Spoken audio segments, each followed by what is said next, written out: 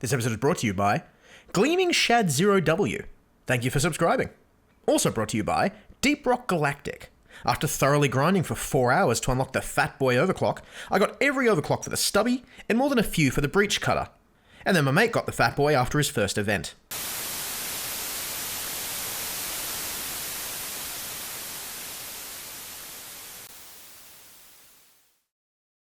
That time has come again. Let's talk about video games. I don't play video games no more. I never play video games. Except for a little bit of God of War. I never play video games. Now, normally, I'd just be taking a look at the Fortnite concerts or the songs that were featured in Fortnite concerts. But, for some reason, I'm just not really feeling it this year. I can swallow up, bottle up, wall it up, feel like Godzilla. Better hit the deck like the cartilla. The last concert was Eminem, I guess, in December of 2023, and even then, it seemed like it was serving some sort of lore purpose, more so than actually focusing on featuring Eminem. Now, maybe I'm wrong about that. I will happily confess to not being up to date on Fortnite lore. And it certainly seems like those concerts aren't taking as much of a focus right now. As of December last year, Fortnite chose to move the bulk of their music collaborations to Fortnite Festival, a Guitar Hero Rock Band clone available on every console. Since December, it's had major promotions of artists like The Weeknd and Lady Gaga, and now with the newest edition, Billie Eilish. Now, while rhythm games like this, I'm sure, are a very enjoyable, player-oriented experience where you get to live the fantasy of performing on stage, I generally find them really lacking visually. There's not a lot of point to buffing up the visuals when everyone's got their eyes glued to the button prompts. So that all leaves me in a really awkward position. Where am I going to find some video game-oriented content to talk about? Well, if you scroll down in trending music far enough, far past the Kendrick Drake mudslinging, we get this sight for sore eyes. Obviously, I'd rather cover something on trending that has an actual video as opposed to just album art. And what do you know? It's a music video wearing a big costume of gamer culture. It's perfect. But before we take a look at BOA, let's get up to speed with Megan Thee Stallion. Bet your jaw drop if you ever see me, bitch. I'm her. She. Take a peek, it's me. So since her last album in 2022, MTS has been steadily releasing singles from her upcoming album that we don't have the name of yet. Cobra in November 2023, Hiss at the start of the year, and now BOA. Break it down and I had the whole world watching. But the worst part is really who watched me. Every night I cried, I almost died, and nobody close tried to stop me. Cobra was actually quite a dark song that I'm still trying to get to grips with. On the one hand, I like that the song is addressing all the trauma that Megan had been dealing with for the past 5 years in a very vulnerable way. Hey, I'm sitting in the dark room thinking, probably why I always end up drinking. Yes, I'm very depressed. How can somebody so blessed want to slit their wrist? Shit, I probably bleed out some Pinot. When they find me, I'm in Valentino. Hey, he pouring me shots, thinking it's lit. Ha, little did he know. I didn't expect an artist like Megan to so explicitly reference suicidal thoughts, alcoholism, and social anxiety. And I certainly didn't think she'd be making those references to those type of topics wearing that. But this is where I start to get a little bit conflicted. This video in many ways is exactly what you'd expect from Megan Thee Stallion. It actually reminds me a lot of The Sweetest Pie, right down to incorporating the animal symbology to establish power or danger. But more importantly, I think with a song where it is about her inner personal mental health and how this life is affecting her, the video would be more intimate, maybe more low-key and less this. It's especially weird with the most memorable line of the main chorus. I think I have to assume in the case of this line, and in the video in general, she's trying to bridge the gap and unite Megan Thee Stallion, the person, and Megan Thee Stallion, the performer, in her audience's eyes.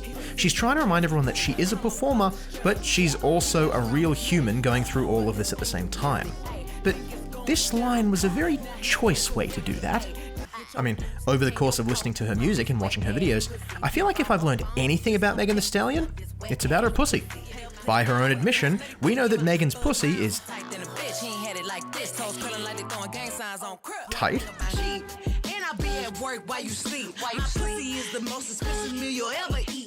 expensive,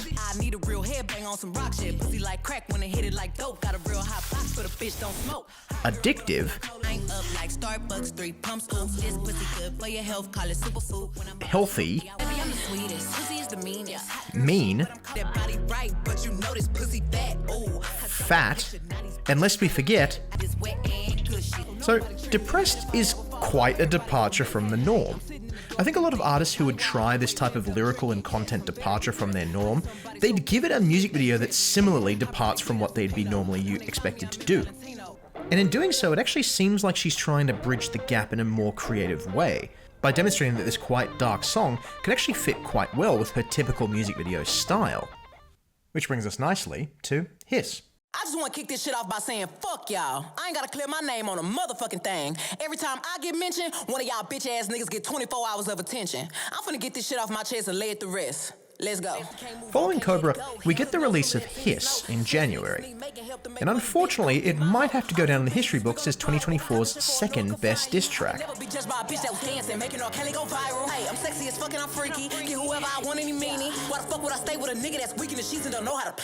Yep. While all of you were laughing at Kendrick insinuating that Drake's a pedo, you likely completely missed that Megan made the same joke a few months earlier.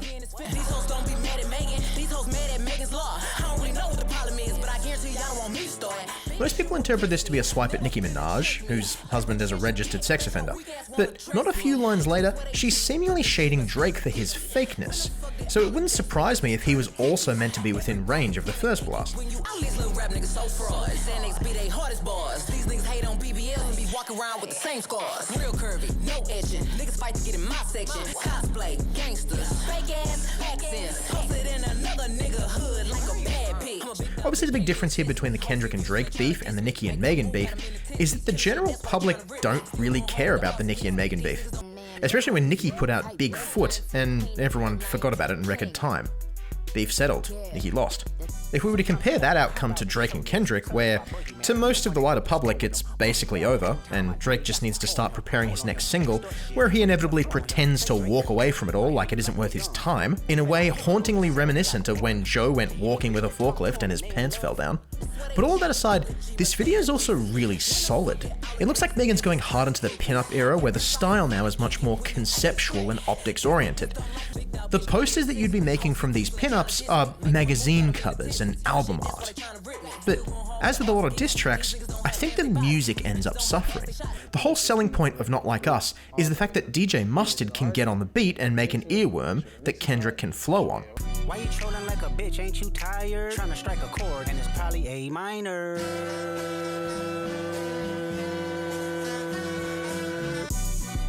They not like us. Alternatively, Meet the Grams definitely hit a lot harder, but it's just not as enjoyable as a song. Dear Adonis, I'm sorry that man is your father. Let me be honest. It takes a man to be a man. Your dad is not responsive. I look at him and wish your grandpa would a world condom. And similarly, I don't really care much for the music of Hiss. I'll remember the video because of the visuals, but I won't remember the song at all.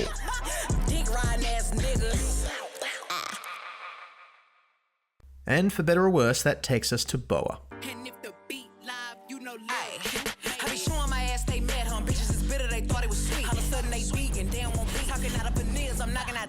The song radiates boldness and assertiveness as Megan raps about her confidence and dominance within the rap industry, and yes, I am just reading the summary on Wikipedia. Unlike Cobra, its subject matter is much more in line with Megan's previous works, and unlike Hiss, it's actually radio friendly.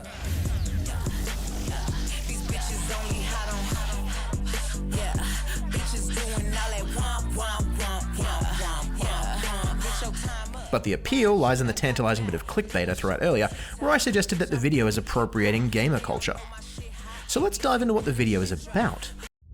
Not so long ago, in the mysterious land of Hottieville, USA, 3 friends decide to play a video game. The video itself is a reinterpretation of The Ring crossed with Stay Alive, a movie I'm sure you've never heard of because I hadn't either. Don't you get it? If you die in the game, you die for real. He said it! He said it! Megan appears as a demonic entity using video games to hunt and kill her victims in the same way they would have died in the game. So let's start with the things I like about the video. I actually quite like the style. It kind of reminds me of Scott Pilgrim, with a lot of 2D sprites and arcadey non-diegetic sound. The found footage style video call between the three of them is colourful, which is a nice bit of contrast to the movies that usually use found footage. He do what I tell him. I do what I wanna do. How they fucking talking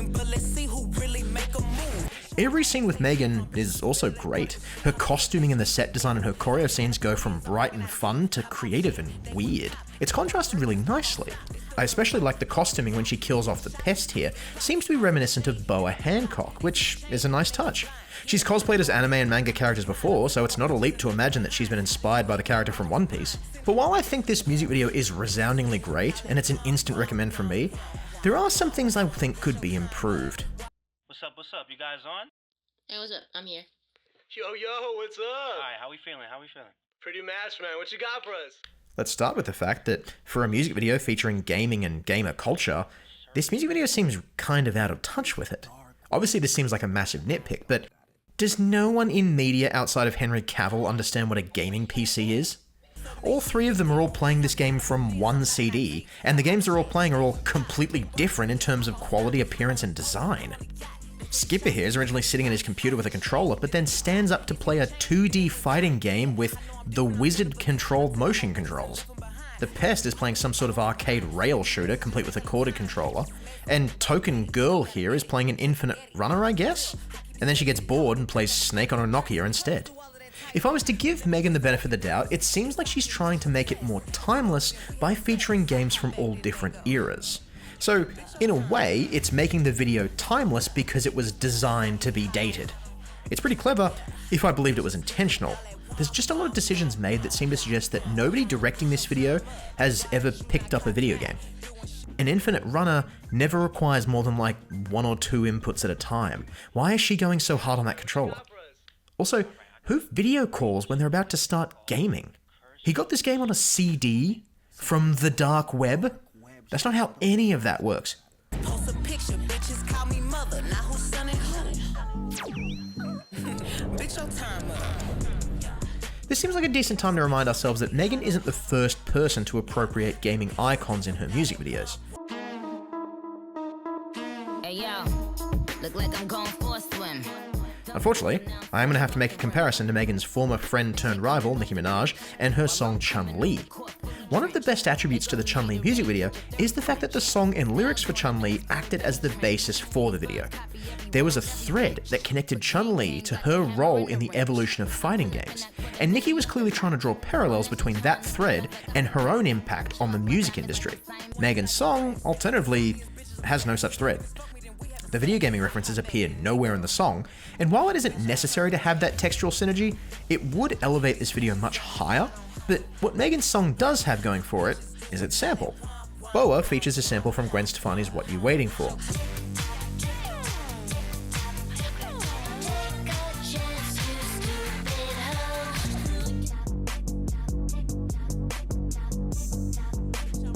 Now, this sample is pretty catchy, and I do like it, but I'm kinda struggling to see the reason behind its inclusion other than simple recognition.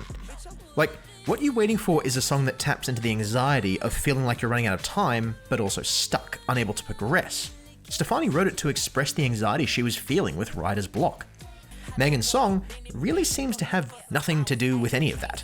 She just wanted to use the sample, the tick-tock, tick-tock, tick-tock, to punctuate the line about how her rivals are only famous via TikTok, or suggesting that they're only attractive on TikTok because of the filters available through the app. And it's not bad, but I guess it's just not taking the sample to its fullest potential. But, as I said earlier, these are nitpicks. I think my only true genuine complaint for the music video is that it isn't longer. There's a lot of really cool ideas and brilliant visuals on display, and it's all edited and cut so tight we don't really get a chance to take it all in. And a lot of the video's faults would probably have been alleviated if we did get more time to soak everything in. The 3 victims aren't hateable enough for us to want to see them get their comeuppance. They're just annoying. The deaths are cool and unique, but the video game aspect in it is very one and done, and there's no time to build up any tension. Overall, a good video, very nearly on the cusp of being a great video. I for one look forward to Megan's next music video, where she dresses up like Misty Treadwell and rides around the Nazca lines of a giant snake on a motorcycle, dueling Chris Hemsworth. Actually, that sounds dope. Please, Megan, make that a thing.